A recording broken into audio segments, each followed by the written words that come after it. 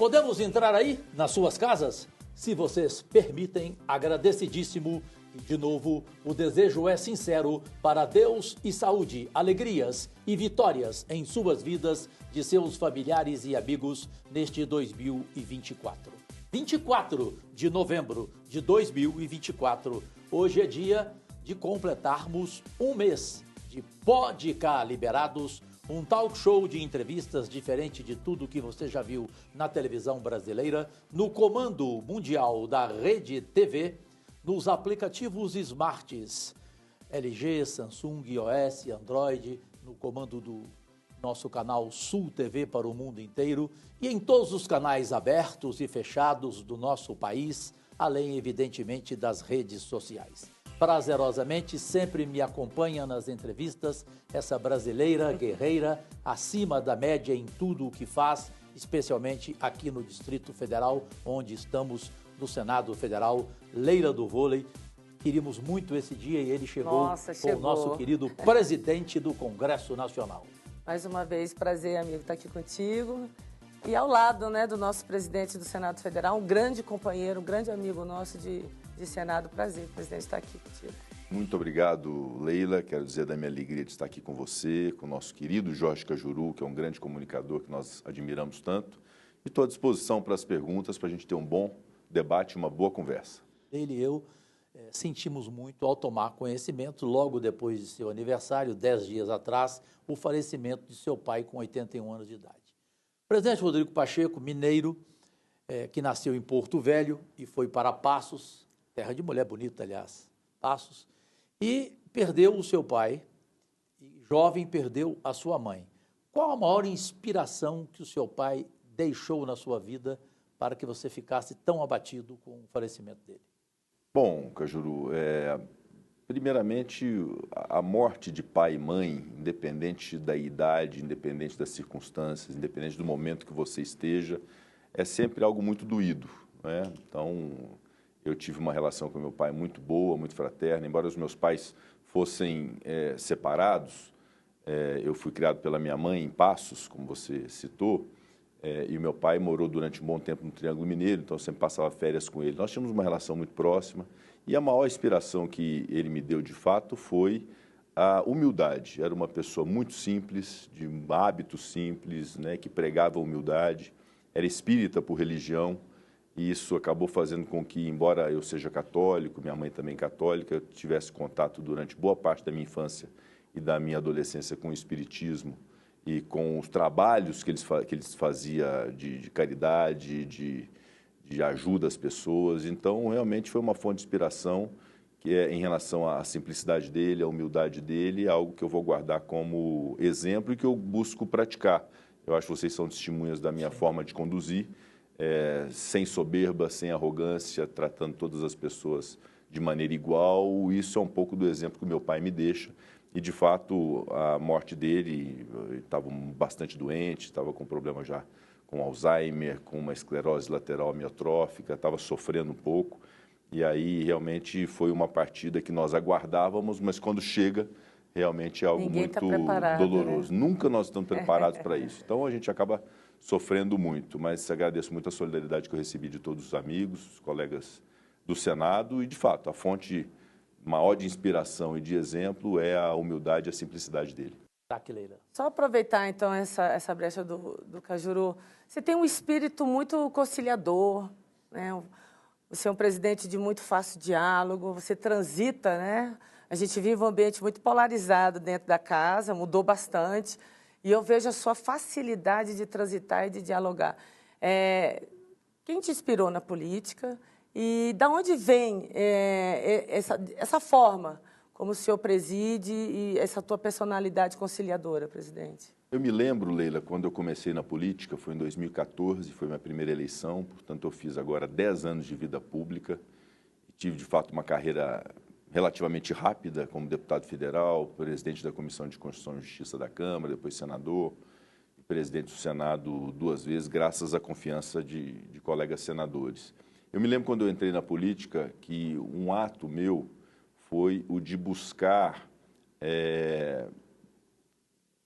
aqueles que já tinham sido políticos, aqueles que estavam de saída da política, alguns até que já não eram tão lembrados no meio político, para poder ter aconselhamentos. Então, eu tive bons conselhos, bons apoios de ex-deputados, de lideranças de Minas Gerais, com as quais eu conversei na época, em 2013, 2014, foi no meu período de campanha, e eu considero que essa experiência de pessoas que me orientaram ao longo da minha vida pública é algo que me ajudou bastante. Além do temperamento mesmo. Tem pessoas que têm um temperamento mais calmo, mais equilibrado, que acreditam no diálogo, que acreditam no consenso, que não se apavoram com as brigas, né? E não são poucas, né? Que não são poucas as brigas. Não são poucas Então, ali. eu acho que é uma mescla disso tudo, e eu considero que, completando agora 4 anos na presidência do Senado, um importante legado que a gente deixa, de fato, é o equilíbrio, a previsibilidade, a serenidade da casa, né? O Senado, com 200 anos de história, teve momentos muito turbulentos, muito difíceis ao longo de sua história, especialmente na pós-democracia, com episódios que eram episódios que expunham muito o Senado. Eu considero que nesses últimos 4 anos, a despeito de críticas que sempre existirão, nós conseguimos imprimir esse ritmo de respeito às diferenças. Eu criei a liderança de oposição, eu criei a liderança da bancada feminina, eu busquei dar voz às pessoas independente da posição ideológica e tratar todos igualmente. Então, esse foi um papel que eu busquei exercer, e acaba a gente colhendo frutos hoje com esse reconhecimento amplo de que a casa é um ambiente bom de se conviver, de se debater política, e eu saio com um certo dever, o sentimento de dever cumprido. Sobretudo, algo que eu considero que foi muito importante e que todos nós colaboramos, nós não faltamos à democracia do Brasil. Nós defendemos a democracia a todo instante, e defender a democracia é, inclusive, defender o diálogo e respeitar as divergências e as diferenças políticas que existem, inclusive, no Senado Federal. Eu, fechando esse gancho da Leila, eu considero que Rodrigo Pacheco, diante de Jó da Bíblia, o Jó era afobado perto de você. E você tem uma calma sertaneja que eu, evidentemente, não teria jamais, e jamais serei presidente do Senado, porque eu não teria a tua paciência. Como é que você consegue conviver, presidente, com Arthur Lira? Desculpe, uma figura para mim insuportável. Bom, primeiro que para estar nessa posição, seja de senador, deputado ou presidente de uma casa, nós temos que ter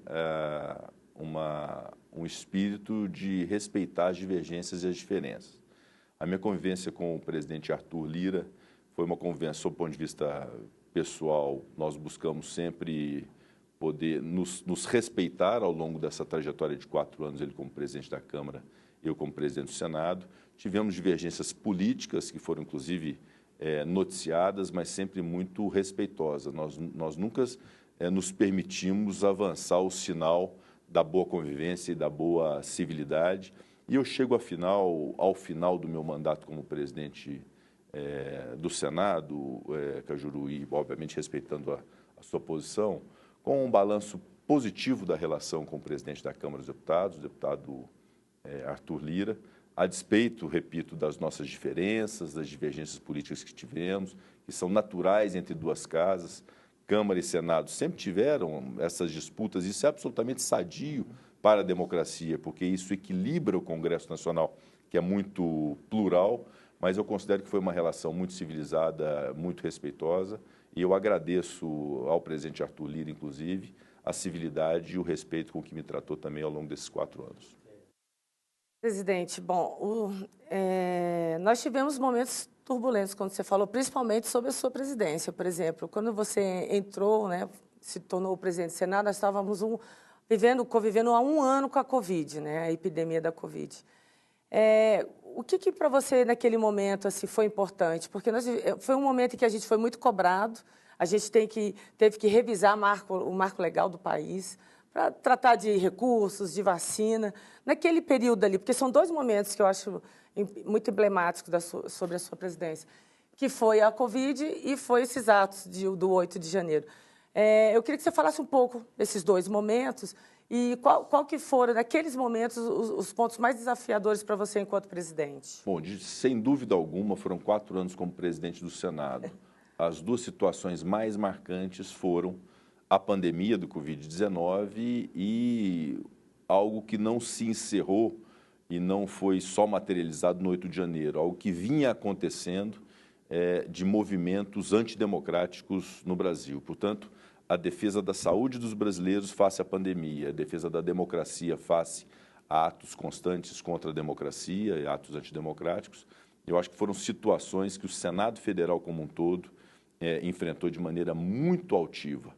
De fato, você se lembra bem que nós assumimos a presidência do Senado, usávamos máscara, tínhamos limitações sociais e de convívio, as sessões do Senado aconteciam no Prodazem, numa sala fechada com sistema virtual. Aliás, o primeiro parlamento do mundo que conseguiu fazer uma sessão virtual foi o parlamento brasileiro. Mérito dos nossos servidores, né, mérito dos nossos servidores do Senado, da Câmara dos Deputados. Então, era uma realidade absolutamente atípica. E nós tínhamos uma concentração no enfrentamento da pandemia. Eu devo dizer que o Senado Federal brasileiro se portou de uma maneira muito decente em relação à pandemia da Covid-19. Foi no Senado Federal que nós fizemos a lei das vacinas que permitiu a aquisição daquelas vacinas estrangeiras, da Pfizer, da Janssen, para se somarem às vacinas brasileiras que estavam sendo feitas pela Fiocruz e pelo Butantan. Então, além de tudo que nós fizemos de auxílio a estados, auxílio a municípios, a Comissão de Acompanhamento da Covid pelo senador Confúcio Moura, a CPI da Covid, conduzida pelo senador Omar Aziz e pelo senador Renan Calheiros, com a participação de tantos senadores, marcos legislativos importantes no enfrentamento à pandemia, não fosse o papel do Senado e de outras instituições, como Câmara dos Deputados, Supremo Tribunal Federal, Tribunal de Contas da União, imprensa, o resultado da Covid para o Brasil teria sido muito pior. Nós tivemos que enfrentar, além da doença, também o negacionismo, negar a gravidade da doença, negar a vacina e a boa função e eficiência delas. Então, foi realmente um enfrentamento muito importante que o Senado fez naquele momento, e esse é um legado que essa legislatura deixa para o povo brasileiro de um enfrentamento sério à Covid-19. Quando nós falamos desse balanço, 750 mil brasileiros que morreram, isso fica um número, obviamente, que impressiona, mas algo impressiona mais. Essas pessoas morreram sofrendo, morreram sem ar, morreram sem respirador, sem sedação, porque a sedação acabava e tinha um tubo enfiado na garganta e as pessoas morriam em função de estarem entubadas sem ter o tratamento devido. Então, isso é muito grave o que aconteceu. Negar a pandemia e negar a vacina foi um crime contra o Brasil e isso acabou passando desapercebido. Muita gente nega isso, acha que isso foi um passeio no parque, né? E não foi. Isso foi muito grave, nós devemos dizer isso, porque aqueles que negaram a doença, aqueles que negaram vacina para o povo brasileiro, certamente, se não forem julgados pela justiça dos homens, serão julgados pela justiça divina. E outro momento, Cajuru, foi realmente o enfrentamento a esses atos antidemocráticos, que não foram só o 8 de janeiro. Foram ataques constantes às instituições, ao Supremo Tribunal Federal, à Justiça Eleitoral, às urnas eletrônicas, às minorias. Foi uma constante de ataques. E aí, no final das contas, nós tínhamos situações de bomba colocada em caminhão de combustível, nós tínhamos incêndio na sede da Polícia Federal, tivemos o 8 de janeiro, agora estamos descobrindo um plano que existia para matar o presidente eleito, o vice-presidente eleito e o ministro do Supremo Tribunal Federal, plano para prender autoridades, inclusive o presidente do Senado e ministro do Supremo. Então, assim, não foi uma coisa também corriqueira, foi também uma coisa grave.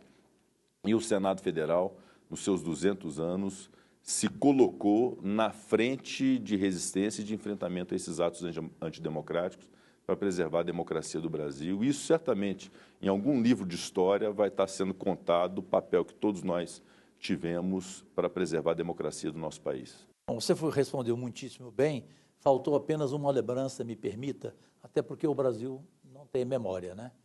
Poucos jornalistas, entre eles o Marco Antônio Villa, é o único, aliás, que nunca se esquece que a CPI só aconteceu porque eu, e apenas quem me acompanhou foi o Alessandro Vieira, entramos com um mandado para que ela existisse, e se não fosse a CPI, presidente, me desculpe, nós teríamos mais de milhões de mortos e não só os 750 mil.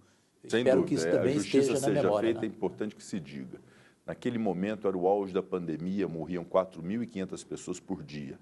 Nós tínhamos o Senado Federal fechado, não havia condições de ter sessões presenciais, e uma CPI necessariamente exigia o quórum presencial e a sua realização presencial.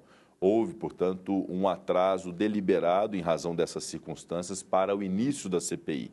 Mas o senador Jorge Cajuru ajuizou o mandado de segurança à época, juntamente com o senador Alessandro Vieira. Foi concedida uma decisão do Supremo Tribunal Federal, que foi, por mim, cumprida imediatamente, porque decisões judiciais devem ser cumpridas, e a CPI foi instalada, não obstante houvesse, de fato, um risco de contaminação às pessoas que participavam.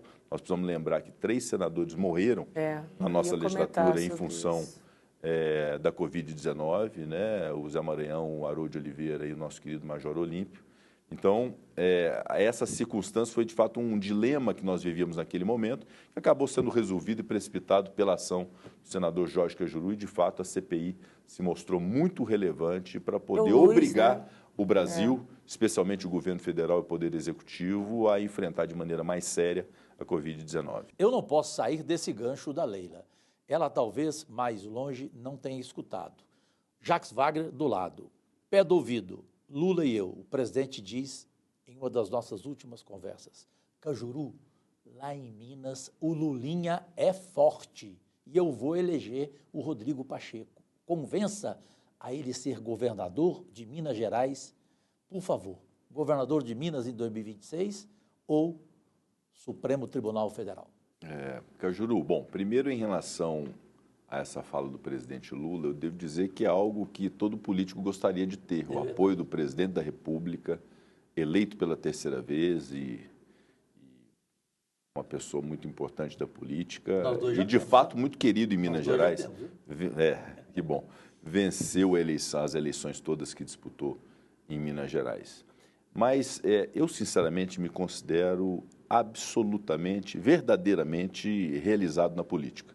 Eu tenho 10 anos de vida pública, fui deputado federal, fui presidente da Comissão de Constituição e Justiça da Câmara dos Deputados, o que para um advogado que milita no direito é algo muito honroso, pois me tornei senador da República, o mais votado no meu estado, e durante os meus 8 anos de mandato terei sido daqui a alguns meses, 4 anos presidente do Senado Federal e do Congresso Nacional. Então, eu me considero realizado na política e encerraria o meu mandato em janeiro de 2027 com toda a tranquilidade. A decisão sobre o futuro político é uma decisão que eu me permito fazer logo após o meu encerramento na presidência do Senado. A decisão de não ser candidato é uma decisão que pertence a mim. A decisão de ser candidato é algo que não pertence só a mim, pertence a outras tantas pessoas, a prefeitos municipais, a deputados estaduais, deputados federais, ao povo de um modo geral em relação a essa caminhada. Mas não é algo que eu tenha nesse momento em mente. De fato, hoje eu tenho uma tendência muito forte em encerrar minha vida pública em 2027 do que ser candidato em 2026. E quanto a seguir carreira jurídica, eu tenho uma profissão, eu sei exercer esse ofício, gosto muito do direito, gosto muito da minha profissão de advogado e tenho toda a tranquilidade ao encerrar minha vida pública de exercer minha profissão da forma como eu sempre exerci. De modo que também não está no horizonte a ocupação de vaga em tribunais e coisa que o valha, que é algo também que a gente não trabalha por isso. Isso, se vem um convite, dificilmente se recusa, mas a gente não trabalha por isso, não há uma campanha para ser membro do STF, ou do Tribunal de Contas da União, ou do Superior Tribunal de Justiça. Isso é uma coisa que o destino vai levando. Por isso eu estou muito tranquilo, e a minha tendência, de fato, é o encerramento do meu mandato de senador da República com um profundo sentimento de dever cumprido e de absoluta realização pessoal e profissional. A Leila vai entrar na pauta econômica, só para dizer para você, e principalmente para você, nosso único patrão, o que ele falou aqui no ar, ele já falou fora do ar para mim. E eu disse a ele, não sei se lembra, presidente, volta para o jurídico, você é um dos maiores juristas deste país, tem um belíssimo advogado, falei até quanto que você iria ganhar, falei, é quase o que eu também vou ganhar fazendo televisão, então vamos cair fora desse mundo aqui, Leila? Mas, assim, antes de voltar para a pauta econômica, eu tenho uma curiosidade. Acho que todos que nos acompanham também, e o seu trabalho no Senado também tem essa curiosidade. Pelo seu espírito conciliador, mediador, você faz parte de um Estado, né, você representa, perdão, presidente, um Estado em que o governador ele não está alinhado com o governo federal. Mas a gente sabe que tem existido, né, dentro dessas diferenças, uma figura chamada Rodrigo Pacheco, que é o grande mediador dessa relação do Zema com o presidente Lula. Eu queria saber como é que tem sido essa sua estratégia para mediar dois campos tão distintos, tão extremos, e que tem trazido, de certa forma, com a sua atuação, melhorias para o Estado de Minas Gerais. Então, se puder falar um pouquinho para nós. Isso é igual o Cajuru com a mesma missão, Caiado e Lula. Presente. A pergunta é uma missão, de fato, Minas acabou, isso existe realmente, Leila, Minas acabou sendo um Estado que, historicamente, essa realidade se impôs, de haver um pouco alinhamento, ou nenhum alinhamento, às vezes, entre o governo do Estado e o governo federal. Isso começou lá atrás, não sei se vocês se lembram, da relação do Itamar Franco, quando governador de Minas Gerais, com o presidente Fernando Henrique Cardoso. Era uma relação também muito conflituosa, discussão sobre a dívida do Estado e, enfim, houve ali um desarranjo na relação Estado-União naquele instante. Depois o Aécio foi eleito governador, permaneceu durante quase 8 anos, com o Lula presidente. Então, 2 adversários políticos também de polos diversos, embora tenham convivido e tenha sido um momento também de evolução de Minas Gerais, de evolução do Brasil. Acho até que pelas circunstâncias de momento do mundo, a inserção do Brasil, do próprio governo Lula naquele momento, era um momento de muito otimismo e de muito crescimento do Brasil naqueles anos de 2003 até 2010. Depois vence a Dilma, presidente da República, e o Anastasia, também adversários políticos de polos diferentes, de novo Minas desalinhado com o governo federal. Quando houve algum alinhamento foi quando o Zema ganha em 2018, Bolsonaro também ganha, mas aí ambos não muito afeitos à política, não é? A essa relação política, cada qual seguiu o seu caminho e não tivemos soluções como, por exemplo, a dívida do Estado de Minas Gerais e outras questões que Minas Gerais precisava. E lembrando também que na época da Dilma, houve também, quando o Fernando Pimentel ganha a eleição, um ano depois a Dilma acaba sendo cassada por impeachment e vem o Michel Temer como adversário do governador Fernando Pimentel. Então houve uma série de desencontros de Minas Gerais e até hoje há esse desencontro, o governador é o Zema, o presidente é o Lula, e o meu papel como presidente do Senado, e antes disso como senador por Minas Gerais, é buscar deixar de lado essas diferenças ideológicas, essas diferenças políticas, para pegar o que é o de interesse do Estado de Minas Gerais. Então, por isso, nós conseguimos fazer em Minas Gerais a criação do Tribunal Regional Federal da 6ª Região, é o único Estado que tem um Tribunal Regional próprio, né, só para o Estado de Minas Gerais, é o TRF6 que vocês ajudaram, inclusive, aprovando no Senado Federal. Incluímos 81 municípios na área da Sudene, depois de um veto do presidente Bolsonaro, e eu, como presidente do Congresso, pautei na sessão do Congresso e derrubamos esse veto.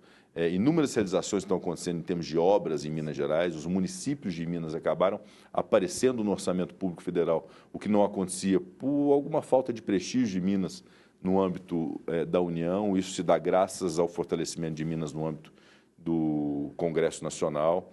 E temos agora uma grande expectativa da solução da dívida do Estado de Minas Gerais. É uma dívida muito grande, impagável, e que nós votamos agora no Senado um programa de redução de juros, de alongamento da dívida, de entrega de ativos, que viabiliza o Estado de Minas Gerais, hoje pendente na Câmara dos Deputados, em breve será votado. Isso é fruto de trabalho político, de debate o tempo inteiro, de interesse público do Estado de Minas Gerais. Enquanto eu puder utilizar o prestígio que eventualmente eu tenha para poder fazer essa união dessas instâncias, governo do Estado e governo federal, eu farei, independente de quem esteja ocupando esses respectivos cargos, que é o meu papel como senador da República. Evidentemente que na relação com o Zema é uma relação cordial, civilizada, mas não somos aliados políticos, temos grandes divergências, diferenças de pensamento em relação à política. Com o presidente Lula é um pouco diferente, porque há um alinhamento maior meu com o presidente Lula, e eu sei do apreço que ele tem por Minas Gerais, e nós temos usado isso para poder levarmos as conquistas que Minas Gerais precisa, graças a essa simpatia de Minas, do presidente Lula, com o nosso Estado de Minas Gerais. Leila, a gente está discutindo o ajuste fiscal. A minha pergunta a Cajuru: Como que a gente tem a cara de pau de discutir ajuste fiscal num país cujo o que nós oferecemos em renúncia fiscal chega a 500 bilhões por ano? Presidente, desculpa, se fosse o Lula aqui eu faria a mesma pergunta. Bom, eu considero que todas essas questões podem ser revisadas, podem ser revistas, há inclusive uma tendência para que isso aconteça. Qualquer renúncia fiscal, qualquer incentivo fiscal deve ser sempre, depois de um tempo, aferido o seu proveito para o desenvolvimento da economia, para o próprio desenvolvimento do setor e para a geração de emprego. Mas muito que está nesse cômputo também, Cajuru, é considerado renúncia fiscal, e isso há algum tipo de controvérsia sobre essa consideração. O Simples, por exemplo, que é um sistema tributário diferenciado para micro, pequenas empresas que tenham até um determinado valor de faturamento. É um sistema que viabiliza uma série de segmentos, uma série de setores e uma série de pequenas e microempresas. Então, isso necessariamente é uma renúncia ou é uma forma de cobrança de impostos mais justa para esses pequenos empreendedores? Eu estou mais nessa segunda hipótese, de que é um mecanismo, um sistema diferenciado de arrecadação e não necessariamente uma renúncia fiscal. Mas eu considero que tudo isso pode ser revisto, que o Estado brasileiro precisa discutir urgentemente pós-reforma tributária, que se nós estamos modificando e modernizando o sistema de arrecadação de recursos para o Estado brasileiro e seus Estados federados, é muito importante que, na contraparte, nós tenhamos também uma modernização em relação ao gasto público. Isso significa dizer que nós temos que qualificar o gasto público para evitar desperdício, sobreposição de funções, privilégios, renúncias fiscais que sejam injustas. Então, essa rediscussão do gasto público e do tamanho do Estado brasileiro necessariamente será a pauta do Congresso Nacional nos próximos dias, a aprovação da reforma tributária. Assim como nós tivemos todo o empenho e toda a dedicação à reforma tributária nos últimos anos de atuação no Congresso Nacional, é inevitável que o Congresso Nacional agora se debruce sobre a outra parte, que é a questão do gasto público, para nós atacarmos aquilo que o Estado precisa gastar para poder se desenvolver. Repito, combater desperdício, combater privilégios, identificar renúncias fiscais e incentivos que sejam descabidos, não é? E discutir o tamanho do Estado brasileiro com maior participação da iniciativa privada e ter uma engrenagem melhor do gasto público. No final das contas, qualificar o gasto, identificar se o município precisa de posto de saúde e não precisa de creche, não precisa, então, de uma outra creche, ele precisa do posto de saúde. Se ele precisa de uma estrada e não do posto de saúde, então que se faça a estrada. Então, essa aferição da qualidade do gasto público certamente será o papel do Congresso Nacional, em conjunto com o Poder Executivo, o Ministério do Planejamento, o Ministério da Fazenda e os Ministérios de Atividades Fins, para a gente poder ter um Estado mais eficiente. Esse é o grande desafio que vai se impor ao Congresso Nacional. Eu não tenho dúvida que o Congresso Nacional, que promoveu nos últimos 10 anos inúmeras transformações em marcos legislativos, eu sou capaz de citar aqui amanhã ou à tarde ou à noite inteira todas as realizações que nós fizemos no Congresso, mas o Congresso que fez uma reforma previdenciária, uma reforma trabalhista, um arcabouço fiscal, uma reforma política em 2017, limitando o número de partidos políticos, fazendo agora a reforma tributária, é seguramente capaz de dar ao Estado brasileiro um tamanho que seja o tamanho necessário. Nem é o Estado mínimo, que aqueles que egoístamente defendem para poder ter sua saúde, segurança e educação, não é essa a lógica de Estado mínimo, mas também não é um Estado inchado que gasta mal o recurso que arrecada. Então, esse vai ser o grande desafio do Congresso, nós vamos cumprir nos próximos 2 anos, os 2 anos de vocês certamente vão ser reeleitos, eu não vou nem disputar a eleição para o Senado, mas vocês vão voltar para o Senado. Esse é o desafio que o Senado vai ter, que a Câmara vai ter, e nós vamos entregar isso para a sociedade brasileira. Admirável, Leila. Bom, você falou sobre a reforma tributária. A gente está debatendo amplamente na casa a reforma tributária. E a gente sabe que é fundamental para o desenvolvimento econômico do país, né? Social e econômico. Eu pergunto a você, quais são os riscos se nós não aprovarmos a reforma tributária nesse período que o senhor está tratando aí, que pelo menos esses próximos 2 anos? Quais seriam os riscos? Primeiro que há uma unanimidade. Não há uniformidade no entendimento sobre qual reforma devia ser feita. Mas há uma unanimidade nacional. Todos que estão nos assistindo sabem que o sistema de arrecadação do Brasil, que o sistema tributário do Brasil é um sistema caótico, inibidor do investimento, injusto, burocrático, que precisa ser reformado e modificado. Então, a partir dessa premissa de que precisa mudar, cabe ao Congresso Nacional fazer a mudança. E nós devemos exercer aquilo que se exige do político, a arte de escolher e de definir o melhor projeto para o país. Ele vai ser perfeito? Não será perfeito. Ele terá disfunções? Ele terá disfunções. Isso é inevitável. Mas nós precisamos fazer a reforma tributária. Não só pelo que ela representa em termos materiais, ou seja, a mudança do sistema de arrecadação e de tributação, para poder termos uma uniformização de um imposto único, sem cumulatividade, com tributação no destino, acabando com guerra fiscal, tudo aquilo que a reforma tributária traz consigo, mas também pela grande expectativa gerada em todo o povo brasileiro e na comunidade internacional. A não realização da reforma tributária nesse momento seria o absoluto insucesso da política brasileira e uma grande frustração para a sociedade brasileira. Então, ela precisa ser feita, como foi feita a reforma constitucional e promulgada a emenda constitucional 132 ao final do ano de 2023, e fazemos agora a sua regulamentação, cientes de que o que for aprovado na regulamentação, se for algo que deva ser modificado no futuro em razão de alguma injustiça ou de alguma disfunção, o Congresso Nacional vai estar pronto para poder corrigir. Mas não deixemos de fazer a reforma tributária. É muito importante que haja mobilização dos senadores, dos deputados, da sociedade civil organizada, dos segmentos, inclusive aqueles segmentos que estão se sentindo injustiçados porque estão pagando um pouco mais de tributos. Colaborem com a reforma tributária, porque nesse momento ela é essencial para o Brasil e ela será feita com esse compromisso de que eventuais equívocos que surjam no meio do caminho, obviamente, serão corrigidos pelo Congresso ao longo do tempo. Eu até mexi aqui na cadeira, porque o presidente falou, Leila, em combater gastos. Eu não sei se você aí do outro lado, como muitos, criticaram a entrevista exclusiva do presidente Lula aqui no comando da Rede TV para o mundo inteiro, quando ele falou que o Congresso Nacional deveria fazer também a sua parte e ajudar a cortar gastos. Eu me lembro que quando eu entrei em 2019, meu projeto está lá, o senhor pode ver que está lá na época do Davi, o presidente. Meu projeto era a gente cortar 50% dos nossos gastos, entre salários, privilégios, mordomias, tudo o que a gente gastava. Eu quase apanhei. Me lembro de senador que chegou em mim, quase assim, quase que... Cajuru, você está louco?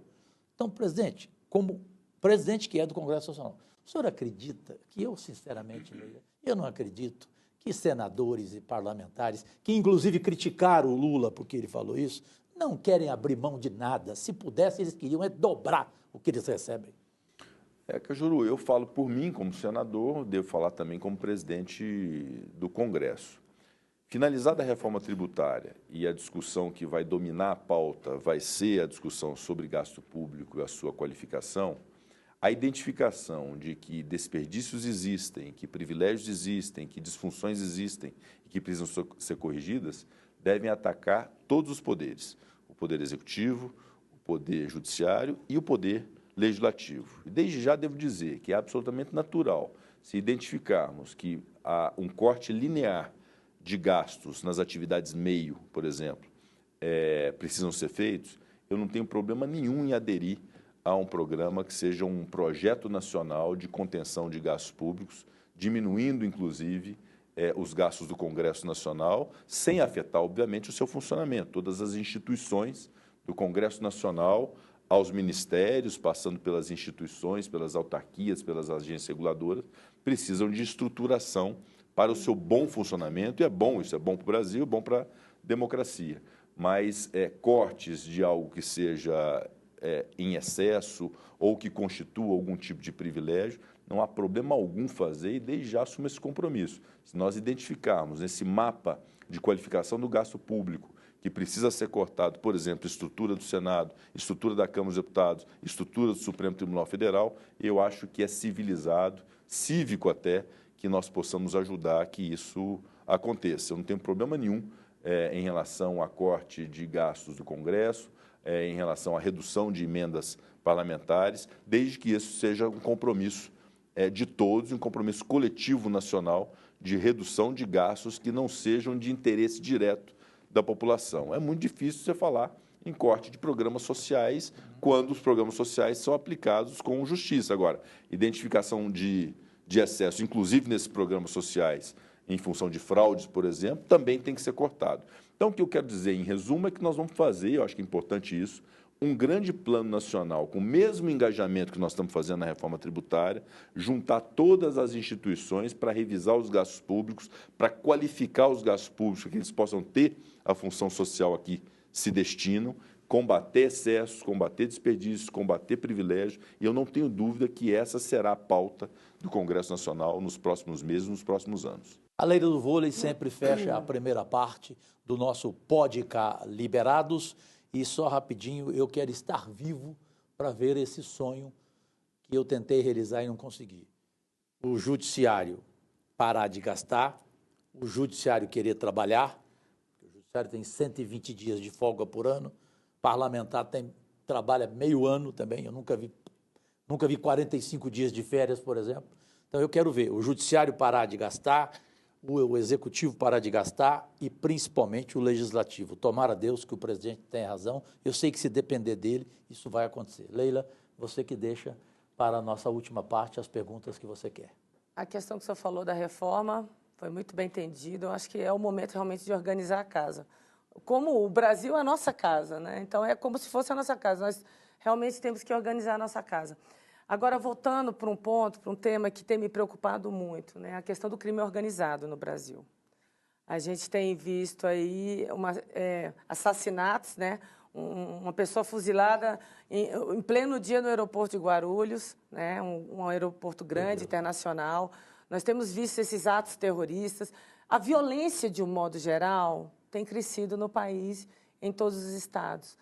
Eu queria que você conversasse assim, um pouco conosco aqui a respeito das políticas, né? Como que os três poderes poderiam se unir em uma ação coordenada, planejada, para tentarmos coibir essa ação, porque tem muito hoje a ação do crime organizado. E está claro que ele está criando força no país.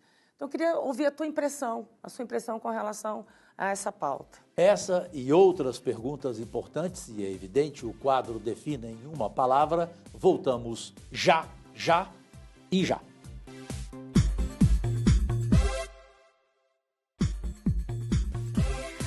Brasileiras e brasileiros, minhas únicas vossas excelências, voltamos para o mundo inteiro no comando da Rede TV, completando hoje, 24 de novembro, um mês de programa Podcast Liberados em todas as emissoras abertas, fechadas, redes sociais. Obrigado por cada vez mais parceiras conosco, sempre domingo, 10h30 da noite. A Leila deixou uma pergunta importantíssima que incomoda todo o nosso país, presidente do Congresso Nacional, Rodrigo Pacheco. Seguramente, num país que tem tantos problemas, esse talvez seja o que esteja mais mexendo com a sociedade, com as pessoas e com as instituições. Parece ser um problema de difícil solução e que precisa ser enfrentado. E o nosso papel é um papel fundamental nisso, porque nos cabe esse enfrentamento e nós devemos fazê-lo.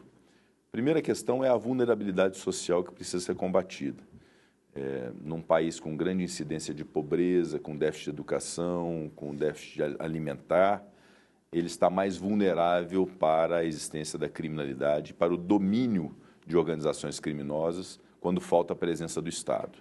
Então, todos esses programas sociais de organização do Estado, de eficiência do gasto público que nós falamos, tudo isso é fundamental para termos um tecido social que seja menos permeado pela influência do crime organizado. Segundo lugar, nós precisamos ter uma mobilização nacional que envolve o pacto entre os entes federados, estados, Distrito Federal e União, além dos municípios, evidentemente, através das suas guardas municipais e seus programas de defesa social.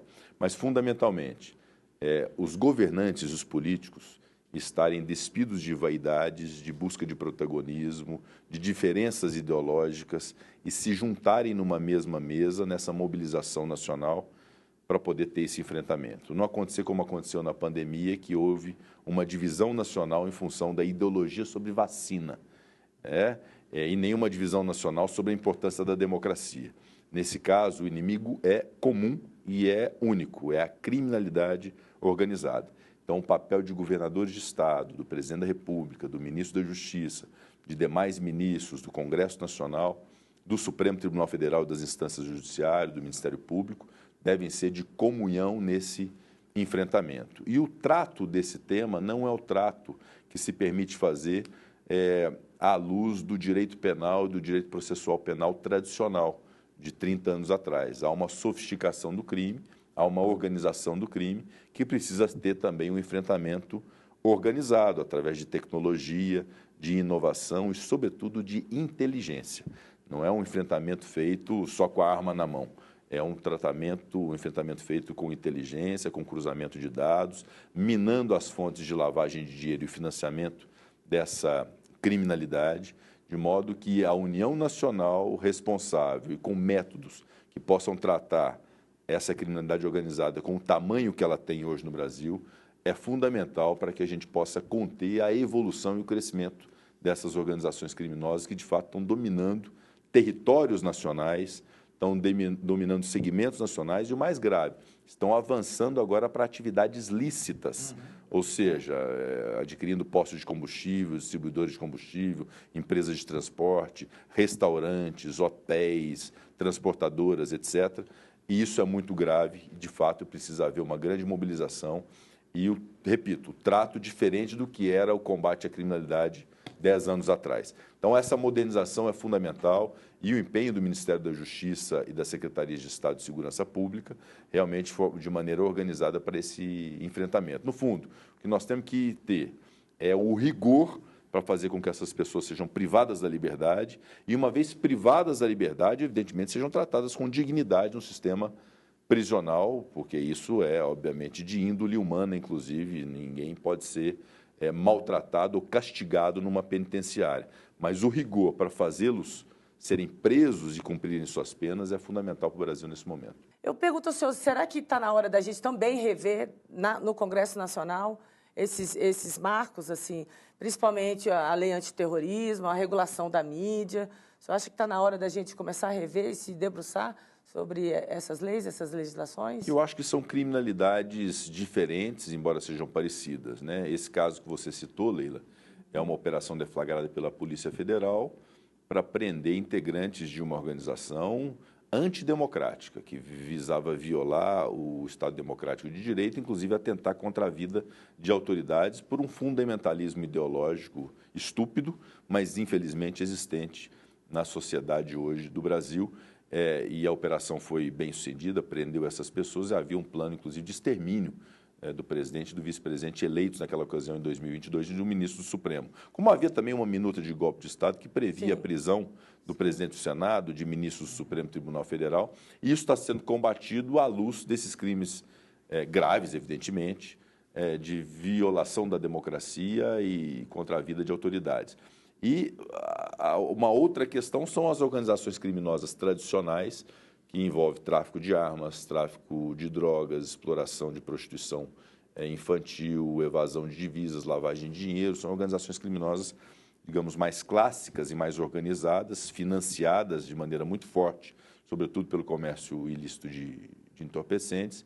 E esse enfrentamento precisa ser feito de maneira muito forte e muito dura pelo Estado brasileiro, sob pena de perdermos o controle. Algumas modificações podem ser feitas, colocar essa circunstância de integrar a organização criminosa como agravante da prática de crimes dos mais variados, pretender punir de maneira mais severa quem se permite integrar a uma organização criminosa, modificar um pouco a lógica das audiências de custódia, que são importantes, elas não deixarão de existir, as audiências de custódia, até para evitar injustiça de quem não deva permanecer preso em determinadas situações. Mas não pode haver uma habitualidade, uma reiteração criminosa a todo instante, a cada audiência de custódia, o preso ser solto e colocado em liberdade para poder praticar o crime na manhã seguinte, né? Então, essas modificações também estão sendo tramitadas no Congresso Nacional, além de outras modificações. Eu considero que esse grande pacote legislativo para poder municiar o Poder Executivo de instrumentos, e o próprio Poder Judiciário, de instrumentos para enfrentamento da criminalidade organizada, é importante ter. A Itália teve uma experiência em relação ao combate à máfia, através de regimes diferenciados, através de mecanismos diferenciados, inclusive a segregação de integrantes de máfia no cumprimento de pena em presídios específicos, em locais do presídio de maneira específica.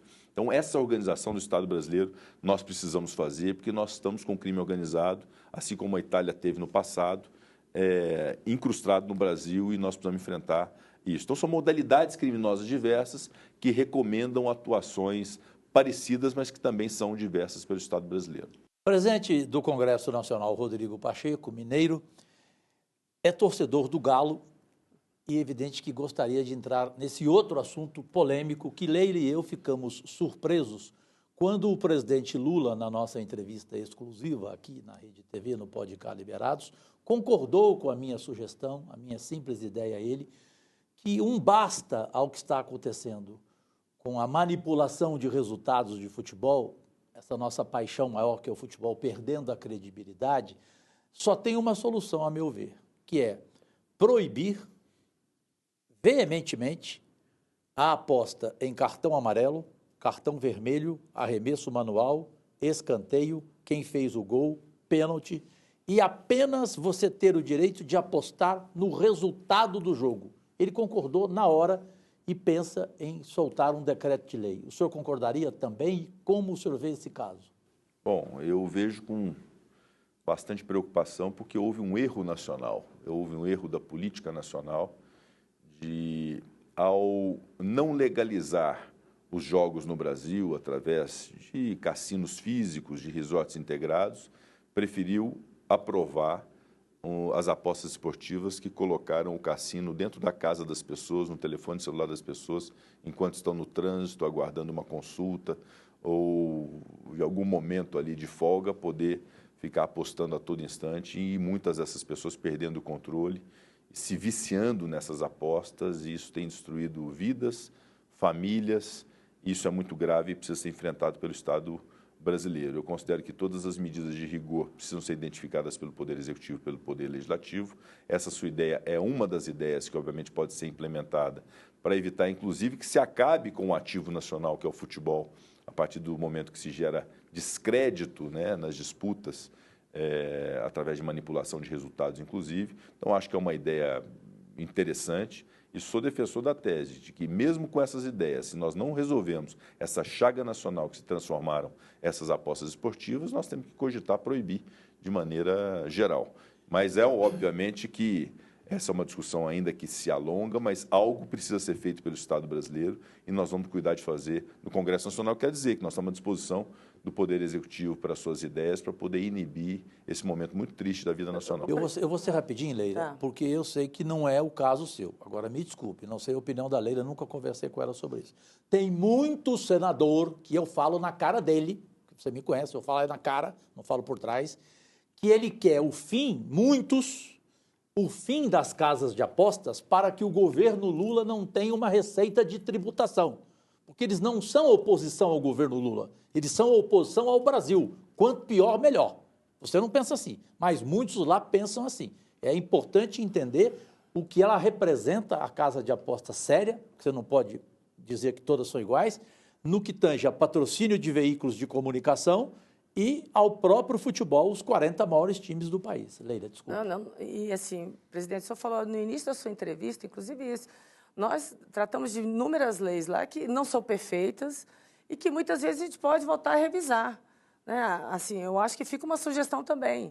Se houve um erro do Congresso Nacional naquele momento na liberação, eu acho que pelo Senado nós podemos novamente revisar a legislação. O senhor não concorda? O erro do Congresso foi até lá atrás, né? Por outras legislaturas que aprovaram as apostas esportivas. O nosso papel em 2023 foi o de regulamentar a arrecadação, justamente para que seja uma fonte de arrecadação, porque nós vivemos num país, em determinado momento, que se tinha as apostas esportivas sem ter uma arrecadação para o Estado brasileiro. Passamos um governo inteiro que simplesmente deixou rolar à vontade. Sim, mas podemos rever e aí a legislação. transformamos essa geração de riqueza em favor também do Estado brasileiro. O que eu considero que eu acho que nós temos que tomar uma medida equilibrada nesse momento.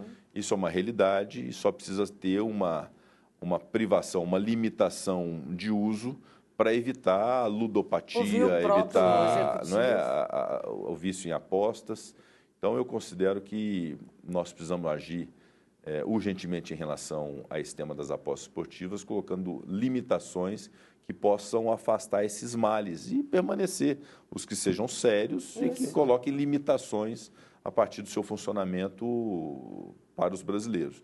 Então, eu considero que isso é um grande desafio que nós temos também, como temos também de definir sobre se vamos legalizar ou não apostas no Brasil, exemplo de outros tantos países, para poder, inclusive, gerar arrecadação e geração de empregos. A diferença de se ter um cassino e de ter uma aposta no celular é que, ao menos, o cassino gera emprego, gera turismo, gera entretenimento agregado à questão dos jogos. Essa questão da aposta só no telefone celular, apostando em cartão amarelo, realmente é uma disfunção que precisa ser corrigida. Então, chegou o momento. Chegou. É agora. Defina em uma palavra.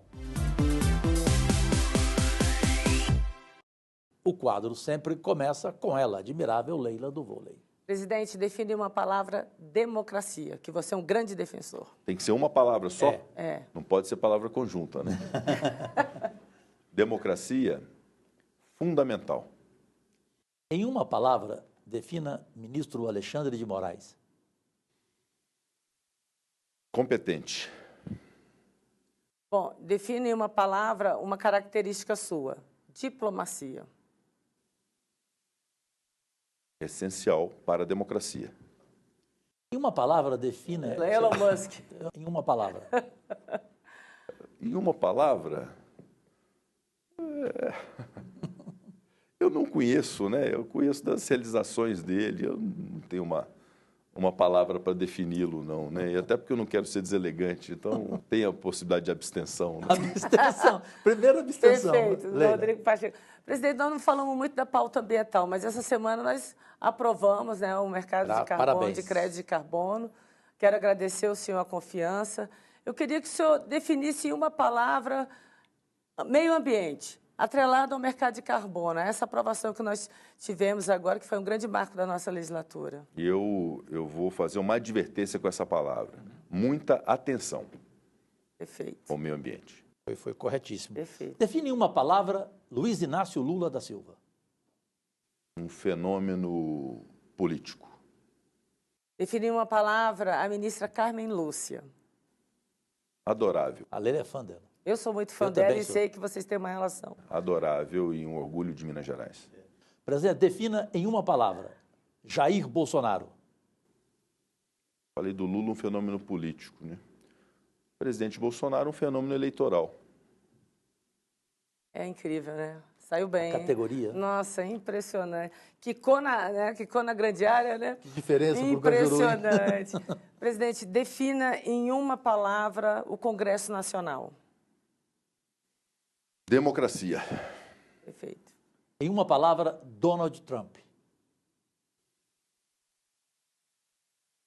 Nesse momento, eu definiria como uma grande expectativa. Então, vamos trabalhar como É uma expectativa. mistura de expectativa, mas vamos lá. Acho que ele tem uma grande chance. Tomara Ele tem Deus. uma grande chance Fazer diferente. de dizimar esse ódio, Encerrar de bem a buscar vida, né? reunificar, encerrar bem o Deixar um seu ciclo. legado. Verdade, verdade. Tem razão. Defina em uma palavra Minas Gerais. Tem uma Sorriso frase que até- é: o meu mundo é Minas Gerais, né? Minas Gerais é o nosso mundo. Perfeito. Quase que eu pensei em Milton Nascimento. Em uma palavra, Rodrigo Pacheco. Amigo de vocês. Sempre, E sempre. que amigo. Maravilhoso. Que amigo. Presente, só Obrigado, Cajuru. agradecer, tá? Obrigado. A sua boa atenção. Obrigada, presidente. Leila, minha irmã, mais um prazer. E voltaremos no próximo final de semana com uma entrevista que vai ser uma mistura de reportagem com show, Vai ser legal. com a voz mais ouvida do Brasil hoje, a voz das multidões, o Gustavo Lima, que o programa tem esse revezamento também. Gosta de música? Gosto. Eu gosto mais do Chico Buarque, do Caetano Veloso, Sou a tipo de Nina música que eu também. gosto sou mais. Chet Baker. Sou A B.B. música King. brasileira é incrível, Ela diversa e é e maravilhosa. ama a bossa nova, claro. É. Né? Bom, gente, Deus, saúde, agradecidíssimo e estamos juntos sempre na Rede TV, todo domingo, 10h30 da noite, no Pode Cá Liberados, um talk show diferente de entrevistas de tudo que você já viu na televisão brasileira. Tchau. Obrigada, presidente. Eu agradeço.